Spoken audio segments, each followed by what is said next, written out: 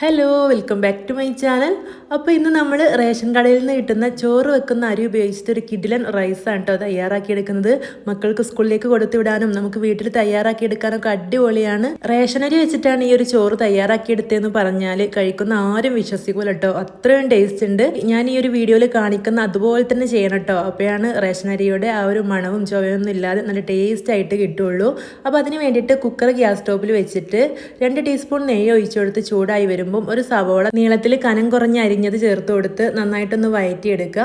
ഈ ഒരു സവോള നന്നായിട്ടൊന്ന് വഴന്ന് വരുന്ന സമയത്ത് നമുക്കിതിലേക്ക് ഒരു തക്കാളിയും ഒരു പച്ചമുളകും ചേർത്ത് കൊടുക്കുക കേട്ടോ.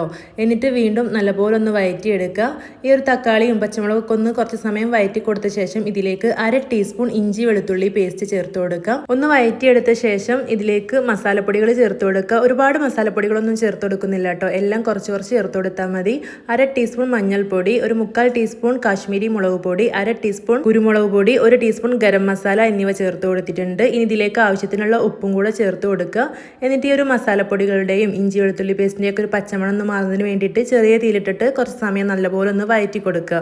ഇനി ഇതിലേക്ക് ചേർത്ത് കൊടുക്കേണ്ടത് മല്ലിയിലയാണ്. അതും കൂടെ ചേർത്ത് കൊടുത്ത് 2 ടേബിൾ സ്പൂൺ തൈരും കൂടെ ചേർത്ത് കൊടുക്കുന്നുണ്ട് കേട്ടോ. ഒരുപാടൊന്നും ചേർത്ത് കൊടുക്കുന്നില്ല, ഞാൻ 1 കപ്പ് റൈസ് വെച്ചിട്ടാണ് കേട്ടോ ഉണ്ടാക്കിയെടുക്കുന്നത്. അപ്പോൾ അതിനനുസരിച്ചിട്ടുള്ള അളവുകളാണ് ചേർത്ത് കൊടുക്കുന്നത്. നിങ്ങൾ കൂടുതൽ അരി വെച്ചിട്ട് കൂടുതൽ ചിക്കനൊക്കെ വെച്ചിട്ട് തയ്യാറാക്കി എടുക്കുകയാണെങ്കിൽ അളവുകൾ കൂട്ടണം കേട്ടോ, മസാലപ്പൊടിയുടെയും എല്ലാത്തിൻ്റെയും. ഇനി ഇതിലേക്ക് കഴുകി വൃത്തിയാക്കിയ ചിക്കനും കൂടെ ചേർത്ത് കൊടുത്ത് നല്ലപോലെ ഒന്ന് മിക്സ് ചെയ്തെടുക്കുക. ഞാനൊരു 5 കഷ്ണം ചിക്കനെ ചേർത്ത് കൊടുത്തിട്ടുള്ളൂ കേട്ടോ, മീഡിയം സൈസിൽ കട്ട് ചെയ്തിട്ടുള്ള. എന്നിട്ട് അടച്ച് വെച്ചിട്ട് മീഡിയം ഫ്ലെയിമിലൊന്ന് 1 വിസിൽ വരെ വേവിച്ചെടുക്കുക.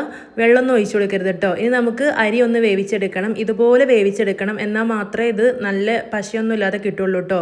3-4 പ്രാവശ്യം കഴുകിയ ശേഷം നല്ല തിളച്ച വെള്ളത്തിൽ ഇട്ട് കൊടുത്ത് ഗ്രാമ്പൂ, പട്ട, ഏലക്ക, 1 ടീസ്പൂൺ നെയ്യോ ഓയിലോ ഇതെല്ലാം കൂടെ ചേർത്ത് കൊടുക്കുക. കുറച്ച് നാരങ്ങനീരും പാകത്തിന് ഉപ്പും കൂടെ ചേർത്ത് കൊടുക്കണം കേട്ടോ. 1 കപ്പ് അരിക്ക് ഒരു 3 കപ്പ് വെള്ളത്തിലെങ്കിലും നമ്മൾ തിളപ്പിച്ചെടുക്കണം, എന്നാലാണ് പശയൊന്നും ഇല്ലാതെ തമ്മിലൊട്ടാതെ നമുക്ക് നല്ല റൈസായിട്ട് കിട്ടുള്ളൂ. അടച്ച് വെച്ചിട്ട് ഒരു 15 മിനിറ്റ് ചെറിയ തീയിൽ വേവിച്ചെടുക്കുമ്പോൾ കറക്റ്റ് 1/4 വേവായിട്ട് കിട്ടും കേട്ടോ. ആ സമയത്ത് നമുക്ക് ഊറ്റി മാറ്റി വെക്കാം. എയറൊക്കെ പോയ ശേഷം കുക്കർ തുറന്ന് നോക്കാം. ഇതിൽ നിന്ന് തന്നെ കുറച്ച് വെള്ളമൊക്കെ വന്നിട്ടുണ്ട്, അതുകൊണ്ട് തന്നെ വെള്ളം ഒഴിച്ചു കൊടുക്കേണ്ട ആവശ്യമൊന്നുമില്ല.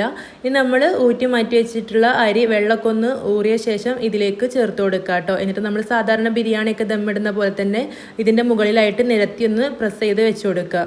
ഇതിലേക്ക് കുറച്ച് മല്ലിയിലയും 1 ടീസ്പൂൺ നെയ്യും കൂടെ ഒന്ന് ചേർത്ത് കൊടുത്തിട്ടുണ്ട്. ഇനി അടച്ച് വെച്ചിട്ട് ഒരു 10 മിനിറ്റ് ഏറ്റവും ചെറിയ തീയിൽ ഒന്ന് വെക്കാം കേട്ടോ. ഏറ്റവും ചെറിയ തീയിൽ 10 മിനിറ്റ് വെച്ച ശേഷം എയറൊക്കെ പോയ ശേഷം തുറന്ന് നോക്കുക. നല്ല സെറ്റായിട്ട് ഈ ഒരു റൈസ് ഇവിടെ കിട്ടിയിട്ടുണ്ട് കേട്ടോ. അടിയിലൊന്നും പിടിക്കാതെ വേവൊന്നും കൂടാതെ തമ്മിൽ ഒട്ടിപ്പിടിക്കാത്ത നല്ല അടിപൊളി ചോറാണ് കേട്ടോ. കുട്ടികൾക്കൊക്കെ ഉണ്ടാക്കി കൊടുക്കുകയാണെങ്കിൽ നല്ല ഇഷ്ടമാവും. ഇത് റേഷൻ അരിയാണെന്നൊന്നും മനസ്സിലാവില്ല കേട്ടോ, അത് നമുക്ക് ആ ഒരു അരിയുടെ ഒരു മണമോ രുചിയോ ഒന്നും ഉണ്ടാവില്ല. അപ്പോൾ ഞാനത് കുക്കറിൽ നിന്നും മാറ്റിയിട്ടുണ്ട്. ഇതിൻ്റെ അടിഭാഗത്തൊന്നും പിടിച്ചിട്ടില്ല, സ്റ്റീൽ കുക്കർ ആയതുകൊണ്ട് ചെറിയൊരു അടയാളം മാത്രമുണ്ട്, അതല്ലാതെ അടിയിലൊന്നും പിടിക്കില്ല കേട്ടോ. അപ്പോൾ നല്ല അടിപൊളി റൈസാണ്, എല്ലാവരും ഉണ്ടാക്കി നോക്കണം, വീട്ടിലെല്ലാവർക്കും ഇഷ്ടപ്പെടും. വീഡിയോ നിങ്ങൾക്ക് ഇഷ്ടമായിട്ടുണ്ടെങ്കിൽ ലൈക്ക് ചെയ്യാനും നിങ്ങളുടെ അഭിപ്രായം കമൻ്റ് ആയിട്ട് അറിയിക്കാനും മറക്കരുത്. അതുപോലെ ഫ്രണ്ട്സിനും റിലേറ്റീവ്സിനും ഒക്കെ ഒന്ന് ഷെയർ ചെയ്ത് കൊടുക്കണം കേട്ടോ. എല്ലാവർക്കും ഉപകാരപ്പെടുന്ന നല്ലൊരു റെസിപ്പിയാണ്. അപ്പോൾ ഇതുപോലുള്ള ഈസി സിമ്പിൾ റെസിപ്പീസൊക്കെ ആയിട്ട് നമുക്ക് വീണ്ടും കാണാം. താങ്ക്